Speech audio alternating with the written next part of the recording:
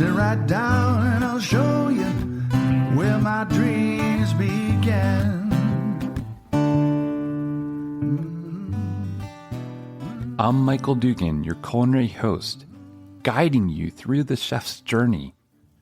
Join me at the chef's table, where you'll experience stories, secret sauces, signature dishes, and kitchen disasters.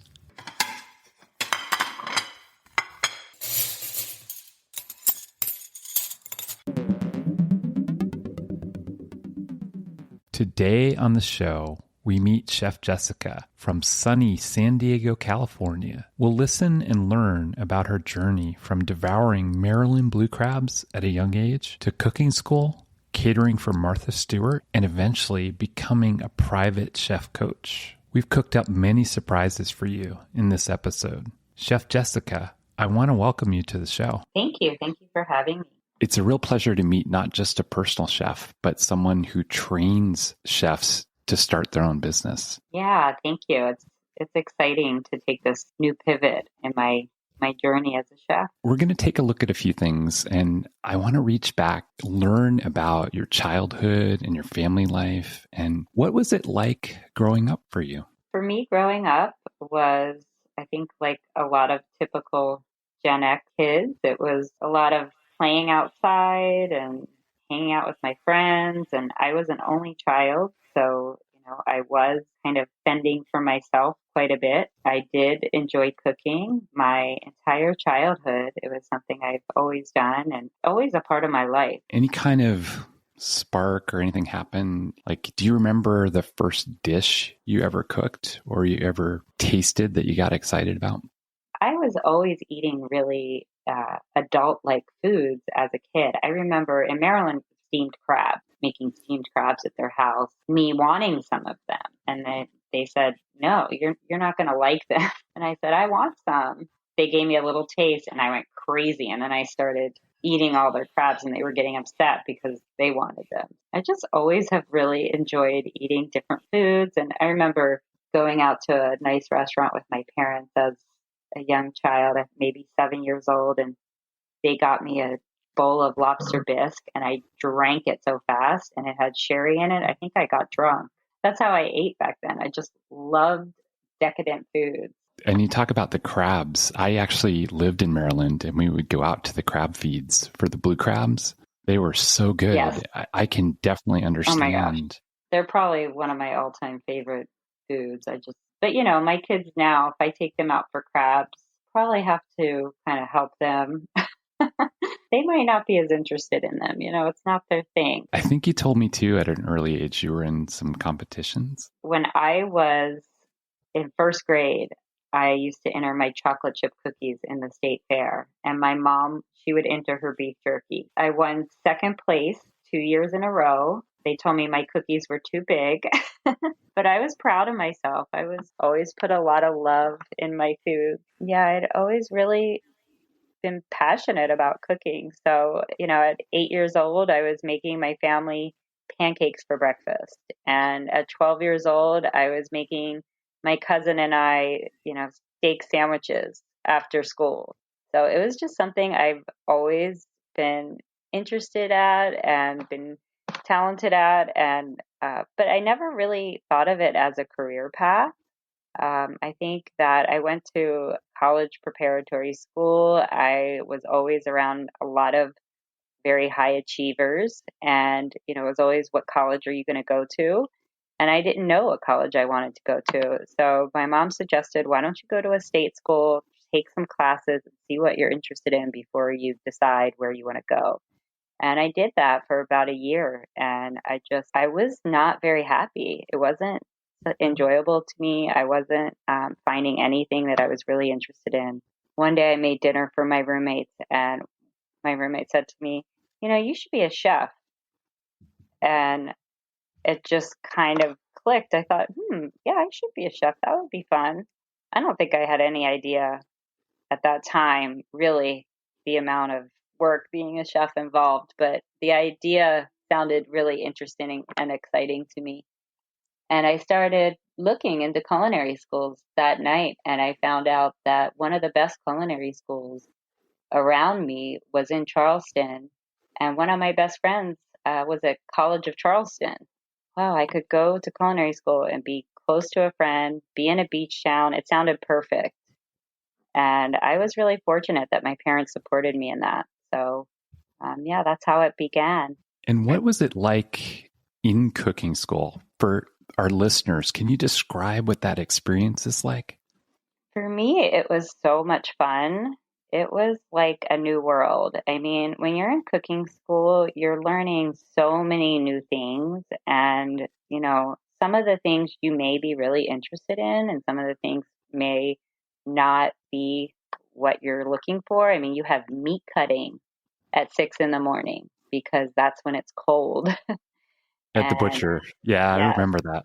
and that's a tough class. And then you have mixology, where you're learning to make all these cool beverages. So that's a lot of fun. And then there's so many different things. There's garde manger, there's stocks and sauces, and then they teach you the business side of the food and beverage management. So I really enjoyed it. For me, I really absorbed the information. I think I thrived, and I did very well at culinary school. I always had very high grades, basically a 4.0 grade average the entire time I was there. So it really validated that I was on the right track. And I felt like I was where I was supposed to be, which felt really good because I hadn't felt like that for a while. How many students were in the school? It's hard to say exactly. I would say a couple thousand probably. In the school I went to in Charleston is no longer there. It's gone. Oh, So, Johnson and Wales obviously is still around, and West Coast chefs are not as familiar with it, but on the East Coast, it's like one of the number one schools. But the campus I went to is gone. It was an old campus. it was part of Johnson and Wales? Yeah, it was a campus. So Johnson and Okay. Wales has different campuses. They have one in Miami. The main one is in Providence, Rhode Island. Right. I knew that. Yeah, yeah. And then Charleston was another big one, but then they built a brand new state of the art facility in Miami. It's not brand new anymore. This was 20 years ago. Okay. But when I was in culinary school, they were building it, and it was beautiful. And I guess, all the resources probably went there instead of Charleston. But they have other locations throughout the country. They have a great program, though, and great alumni program. And, I strongly suggest, if somebody does want to do this as a career, that there's a big sort of, there's different sides of whether you should go to school or you shouldn't go to school.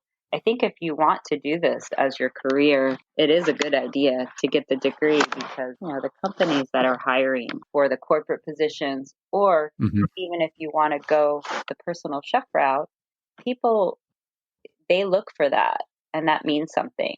And, you're shown the right way to do things, and you're taught about the important things like food safety. I definitely am an advocate for going to culinary school. So moving forward in your career, what happened after cooking school? After cooking school, I furthered my studies in France. I was very fortunate enough to be able to participate in a program that was an immersion program where I lived in a countryside chateau in Burgundy, France. It was a day and night program where we learned from different chefs in the area. We visited kitchens, we visited farms, and we were taught different lectures and different lessons. And I went there for a 3-month immersion program that taught me a lot of the foundational skills that I really needed to be able to customize the meals for my personal chef clients in the future. So I think that's another reason why school is so important, so you can develop those foundational skills and build from that. I decided to take a big move. I moved to the West Coast from the East Coast to San Diego. Yes. Yeah, that's a big move. But France, wow. France was amazing. And I've never been back since, and I would love to go back someday. That's just tremendous. I mean, I've been to France, and the food in France is incredible. The food culture there it was so eye-opening for me. I needed to see that as a Gen X latchkey kid raised on, a lot of processed foods and, convenience foods. And we were not taught that way or I was not taught that way of eating, that way to slow down and to wait for everybody to get their plate and then make a toast, or, you might have an aperitif before dinner. I was just never taught that way. So for me to be able to see that, I needed to see that. They have amazing traditions, and I went to cooking school as well, and we studied the European style of cooking, and France was a huge part of that experience. That's great. I think that, it's so different than America. You don't see people eating alone or in their cars or things like that in Europe. It's different. It's a sense of family and togetherness we don't always have. It's a different experience. And I think it makes you appreciate that time you spend with your loved ones more. And then from Burgundy, France, the cooking school there, you moved on to... So I moved to San Diego, and that was in 1997. San Diego's changed a lot, but it's so funny because when I moved here, I didn't know what to expect, but I didn't expect what I found. When I moved here, there were like no good restaurants. I mean, it was not a food town. It was a fish taco town or a pizza. I mean, it's hard to explain what San Diego was like. I can't believe that because I've been to San Diego and the food is amazing now. Yes, it's so different. And it was not like that back then. And, it was okay for me because, again, I was never interested really in getting in the restaurant side of things. So I was able to get with a very high-end caterer in San Diego, which again was as hard as it was my experience, because I think a lot of cooks experience a difficult time when they're starting out in the industry. Definitely. As difficult as it was and all the challenges that I had, I needed to experience that because it was a full grad facility and we did huge events. I mean, thousands of people and hundreds of people sometimes, thousands of people other times, very high-end celebrities, politicians. We had Martha Stewart as a client. Wow. Yeah. And so for me to be able to see how those events were executed from the back end was, it was very eye-opening. From there, that catapulted me to be able to start my own business. Did you get to meet any of these celebrities? I really didn't at that time. No. I was on the back end and I was in the kitchen of the catering. Being the sous chef, I would be there all day. And then I wouldn't always work the events. Sometimes I would. A lot of times in catering, your event staff is like a temp staff. So they just come in for the event and you have like one catering chef. Whereas the staff at the facility, it's almost like two separate staffs that they have a lot of the times, because the staff at the facility, they do all the work, they cook everything, they get it all ready, and then they send it off to the event and the event staff takes over. So I was more in the facility, but I was also at the events. To be honest, that was part of the struggle, was that I didn't get the credit that the people who were at the event got, even though they had not a lot to do with the full operation of creating everything and getting it ready and making it happen. And that's really common, sadly. Yeah. I'm so glad that the laws are changing where, workers' rights are really being put in the forefront, because when I was starting out, it was not like that. And so it was kind of easy to really get away with not treating your workers the best. So that was what really made me want to start my own business, is I didn't like the fact that I was working so hard and hardly making any money. Not only that, but just not getting any appreciation for all the work I was doing. So that was the proverbial fork in the road that we were leading into, is what triggered you to become a personal chef? Yeah, I think, like so many things in life, it's about timing. It was the timing of me not feeling like I had learned a lot. I had, for several years, been at this operation. Prior to that, been at another operation. I'd been studying. I really had a good understanding of the business. Also, I had been hearing about the personal chef business. At that time, it was very new. There were not a lot of personal chefs. It was a brand new thing. And just me wanting to to branch out on my own, that desire for expansion and growth that we all have. That was it. It was those combining of that timing of those three things that really led me to say, I want to do this. So when you became a personal chef, then eventually you pivoted to teaching others how to become personal chefs. And that's what you do now. And that was a long time. I mean, it's been 2 decades. I started my business in 2000. I literally went January 1st, 2000 to do the paperwork to open my business. You remember that was right after Y2K. Oh, yeah. Yeah. So that was right when I started. And, it was a journey. It was a journey that I went through for many years. And I was able to really grow my business through the media, through my clients, and a variety of different ways. And eventually I did decide to create the course, The Prosperous Personal Chef, because I have, over the years of my networking with other chefs, I have seen chefs struggling, and this industry is changing. I feel like a lot of times people don't know where to go, or they don't know where to turn, and they feel frustrated. And I just feel like it's such a great skill to have this knowledge, to know how to be able to turn it into a business. And it doesn't have to be the same for everybody. It can be a side business or it could be a full-time job. But just to have the information is very empowering. We'll be back after a quick break. You don't know what to make for dinner again? You want to explore new cuisines, but you don't have time? What if you have new inspirations and we provide you with the ingredients and recipes? We know you want to travel, learn new foods, explore the world, but life's responsibilities keep getting in your way.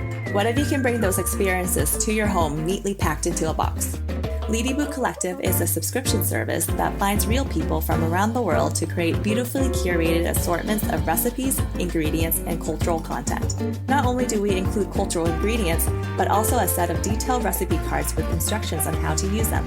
Each box also has a QR code that, when scanned, takes you to tons more global exploration to immerse yourself in. Everything from film to lifestyle, art to history, it all can be found here. Live your life to the fullest. Subscribe now and don't miss out on the next cultural adventure. Ladybug Collective. Always exploring.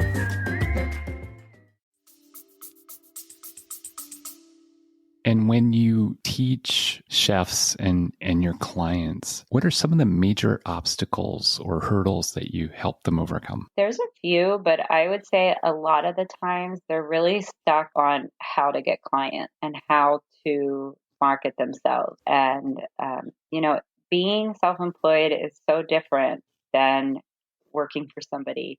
And a lot of times it's glamorized that it's going to be really fun and freeing, but it can also be a little bit scary because we don't have somebody telling us exactly, come here at this time and do this. You have to take the steps yourself. So I can really help people get clear on taking action and what action they need to take. And, we need to look at a variety of different things. We need to look at, where are you located? We need to look at, what are your strengths? If you are a vegetarian chef, you might not want to take a client who is doing like a paleo diet. It depends on your strengths and who your target clients are, and getting really clear on that. So I can help people with that and really just help them know the next steps to take in their business, and also how to avoid costly mistakes. It sounds like you really get to know your clients and that you are talking from experience because you went through the same journey and you figured out how to do it, and you're sharing that knowledge with them. We've all have different experiences. I have gotten so good at, as a personal chef, knowing something is the right way to go or not, or if it's a waste of our time and energy. And so many times with personal chefing, we are putting out our energy and putting out our time, and we think it's going to come back and benefit us, and it might not. Or we might be accommodating to a client because we want their business, where in the long run, we end up losing out on better clients. Those are mistakes that I've made in the past that I really work with my clients on right now. We're going to move to a different direction now. I'm curious, in your culinary journey, is there any chef or mentor that took you under their wing that you could tell us about? Yes, I would love to talk about when I first started as a personal chef. There was a woman, and her name is Candy Wallace, and she is the CEO of the American Personal Chef Association. And there are a couple different organizations that train personal chefs. And she really took me under her wing, helped me. And then in turn, she actually ended up after a year or two, they hired me to film a day in the life of the personal chef for people who were learning how to be a personal chef. So it was such a great relationship because we got to have a really great friendship. She was a personal chef for many years, and then she kind of did what I'm doing now, where she created training for people on how to be a personal chef. She hired me to create that video for her with the training. And then through her, I met so many other personal chefs, which was really great because a lot of these people I still talk to. So this was back when? So this was back in 2000 when I first started my business. She took me under her wing, and I had reached out to her to learn about the personal chef business. What were the next steps to take? She did what I do for people, and then ultimately she hired me to film a video called The Day in the Life of a Personal Chef. And it ended up being like a 2.5-hour video that showed start to finish what I do in my client's home. So it was really helpful for personal chefs starting out to watch that so they would know how to go about it. It was great to have that mentorship. I think it's really important to learn from people who've been there. I think as a chef in this industry, I will always stay humble. I always have more to learn. And I think that's really important to remember, that you can always learn a better way or a new way of doing things. That's really incredible. That is such an inspiring story. Are there any chefs that you admire in the industry that you follow? Oh, there are a lot of chefs that I follow, but I don't know that there's anybody that I look at that I am consistently, watching for to see what they're doing. I mean, I'm just interested in everybody in this industry, and it's really not just chefs. I'm always interested in the entire hospitality and service industry and what people are doing. So we're talking about a few stories. Can you share a story or two about one of your clients? Yeah, it definitely can. So many funny stories about my clients. We would love to hear them. Okay, let's see. My clients are so unique. One day I was leaving to go to Costa Rica on a vacation that I had not taken a vacation in a long time. My business was doing really well, and I was going to go with some friends of mine. And right before I left, I got a phone call. It was somebody looking for my services, and he wanted to know if I would teach his housekeeper how to cook. Yeah, I could definitely do that, but I'm really booked up right now and I'm getting ready to go on vacation. And he said, well, how about I pay you $10,000 and you come next week for 5 days? Oh my gosh, did he really say that? And I said, well, I'm leaving for vacation. I can't go right now, but I'll call you when I get back. Okay. I called him when I got back. I talked to him and it was totally legitimate. And I said, look, I would love to do this for you, but I'm going to have to clear my schedule. And 1 week is not enough. I need at least 2 weeks. And he said, okay, well, how much do you want? I said, well, how about $15,000? And he said, okay. And I was like, oh my God, I couldn't believe that I had just had this client walk into my life. Yeah. It was such a cool experience. I spent the next 2 weeks with his housekeeper. She went grocery shopping with me. I taught her all about new healthy ingredients. I taught her like maybe 6 to 7 different recipes every single day. And I told her, wow, they must really love you if they're investing, this much money and time in you, because they want you to stay with them and to cook like this for them. That was really fun. And another time, a client who was with me for many years, I had a lot of professional athletes as clients, because once you get into, a circle of a certain group, then a lot of times they'll refer people to you. So that's really fascinating. My husband is from Boston, and I don't know if you know anybody from Boston. My brother's from Boston. Okay, so they're completely psychotic about their sports, as you know. Oh, yeah. Yeah, they're crazy. I will not say who this person is, but this person was a very famous athlete from Boston, had played for the Red Sox when they won that big world championship that they hadn't won in however many years. It was like 80 years. Yeah, a long time. We had done, they had asked me to do a party at their house with other people on the team, and they asked if he would want to join. And it wasn't what I wanted. They offered it. And when we went there, they actually pulled out their ring. He was so excited. So that was pretty cool. That's very memorable. Yeah, it was great because, people, they really do get to know you and they treat you like part of their family. And it's really special. It's totally different when you come from what I was talking about as a cook, feeling very unappreciated, overworked. I was doing all of the hard work for these big parties and celebrities, not getting any of the credit, and then going to the personal chef side where you get this true warmth and, they really appreciate you. So it was so rewarding in that respect. It's so interesting to hear that different perspective. And I'll tell you why. Personally, when I started cooking, I wanted to be a personal chef. So I started this website called The Home Chef. And I wanted to go to people's homes and teach them how to cook. I didn't really have the financial backing. I was really young, so it just sort of faded away. But that's another reason why I'm connecting to you, because I'm just fascinated by what you do.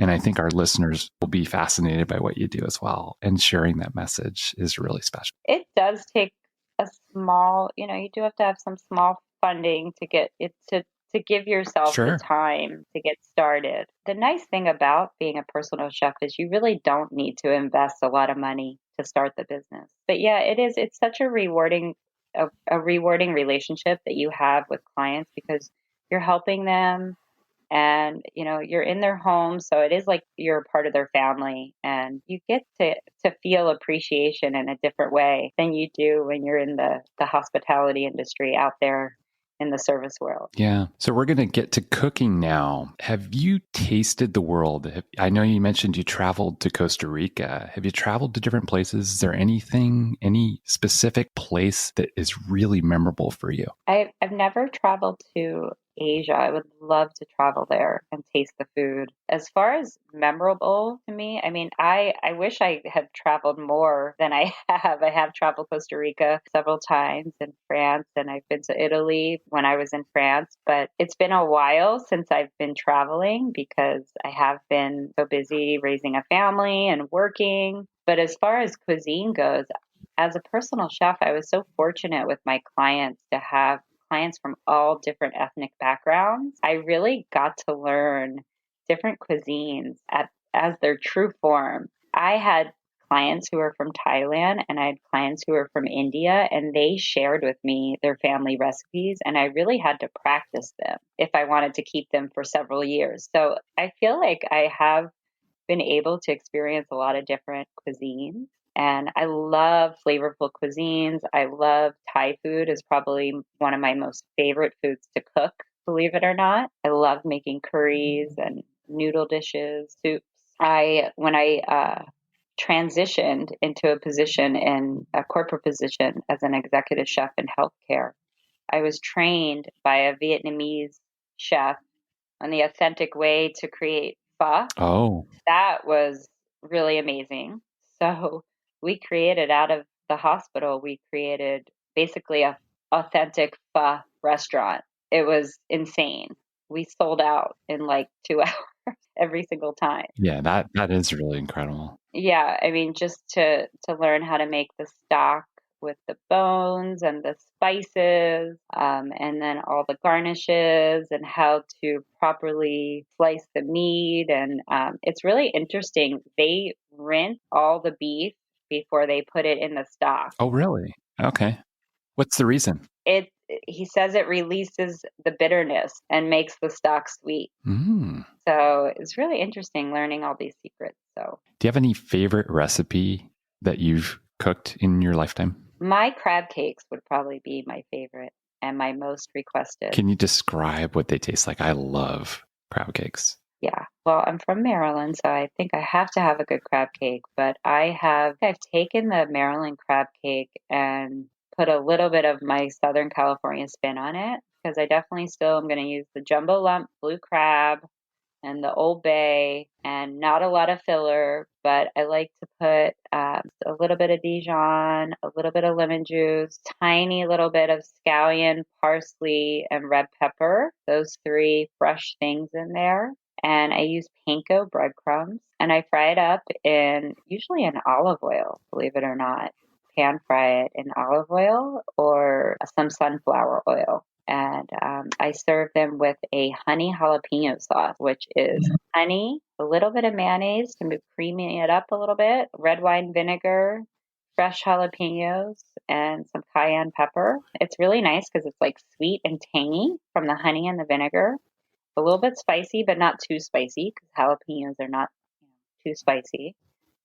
And it just with the crab cake, it tastes so good. It's like the creaminess and the spiciness and then the crab meat. It just all is so delicious that whenever I would cater an event, I never, ever had any crab cakes left. I got a quick story I want to share with you. So my wife, when we were first married, it might have been just as we were getting married, but I went out and we had Larry's Market in Seattle was a gourmet food market. It's not around anymore, but they had soft shell crabs, blue crabs. So I picked up a couple and I cooked them whole. And she looked at it and she was like, there's eyes there. There's, the shell. I can't eat that. And then when she tasted it, the next week she wanted me to cook it again. It was that good. Soft shell crab is to die for. They do look a little strange. I know crabs in general, it's just a little bit strange, the whole eating process, but they are so good. But it's interesting that you can carry that crab back to when you were growing up and you were at the crab feeds or you were eating blue crab. That's where it all started. I hear it in your voice. Isn't that interesting? Wow. And your favorite thing to cook is crab cakes. Yeah, it's my most requested recipe, I think. Signature, yeah. I don't know if it's my favorite thing to cook, but it's probably one of my favorite things to eat. So moving on, I love to talk about kitchen disasters and stories that are real world stories about what's happened in your career, something unique that's happened. Is there anything you can think of that you could share with us? I've had a couple. Yeah, I've been fortunate that I haven't had anything that was so bad. This one is actually quite funny. There was one time I was hired to do a very high-end dinner party at somebody's house, which I've done hundreds of those over the years. That was my signature thing, a 5-course dinner party. It was almost so easy for me I could do it in my sleep. Well, I basically must have been sleeping because I got there. All I had to do was ice my chocolate cake. When I got there, everything else was finished. When I cut into the cake to serve it, I realized I had iced it with the green peppercorn sauce for the steak. Oh my gosh. And there were green peppercorns in my cake. And there was no way for me to possibly pick them all out. We had to find another option for dessert. As we wrap up, is there any kind of lesson that we can take away? Like what makes you so passionate about wanting to help people start their own business as a personal chef? Yeah, I am really passionate about this for a couple of reasons. I think that right now, as I said, this industry is changing, and it's changed because of the pandemic, but I think it was changing before that. I think that we need to get out of the old school mentality of working people so hard that they burn out, trying to get as much as we can out of people, not paying people enough, all of these things. I think we need to value the people in our industry more, teach these skills more as handing them down in our industry. I'm passionate about doing that because I've seen a lot of people in our industry have tragic consequences because of how they've been treated and how difficult it is to make it in this industry. Having these skills of knowing how to start your own business, knowing how to charge for things, knowing how to create offers, how to create menus, how to price packages, how to properly establish your business so it's legal and safe, how to protect yourself, how to speak to clients and how to communicate to them. All of that are skills that will follow you everywhere, no matter where you go. If you're going to stay as a self-employed chef or if you're going to go as with an employer. They are things that I think every chef could benefit from.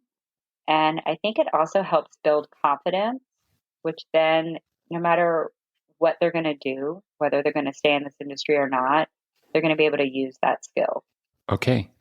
So, Chef Jessica, how do people find you? Well, they can go to my website, which is chefjessica.com, sign up for my email list. And if you sign up for my email list, you will immediately get access to my free webinar, which is all about the secrets of starting and sustaining a personal chef business. I talk all about that. Go ahead and sign up at chefjessica.com. I'm also on Facebook and Instagram. I'm at Chef Jessica SD.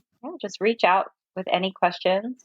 I am also hosting a private Facebook group that is a smaller group where we support each other, and I give completely free advice and answer questions, because for me right now, I'm not doing this really to earn an income. I really want to help change this industry for good. I love that. That is really special. And that is one of the reasons I reached out to you, because Voice4Chefs is about giving chefs a voice. And that's what you really do. And that's what you really honor. Thank you. I feel really strongly about it. And I won't ever back down from that opinion. I will always speak up for the people in this industry who often don't have a voice, like the dishwashers, the line cooks, the cooks who are working late at night or early in the morning, the people who are serving you your food that you might not see. A lot of times those people are afraid to speak up for themselves. Since I have found success and my journey has been long and I've learned a lot, I feel that I owe it to these people to speak up for them. I continue to do that. Well, thank you. And thanks for coming on the show and giving chefs a voice. We really appreciate having you. Thank you for having me, and thank you for hosting this forum. I love what you're doing. Thanks for joining us today. Follow us on Facebook. Find our website in the show notes. Subscribe on Spotify, iHeartRadio, or wherever you listen. Leave a comment with 5 stars, and stay tuned for the next episode of Voice4Chefs.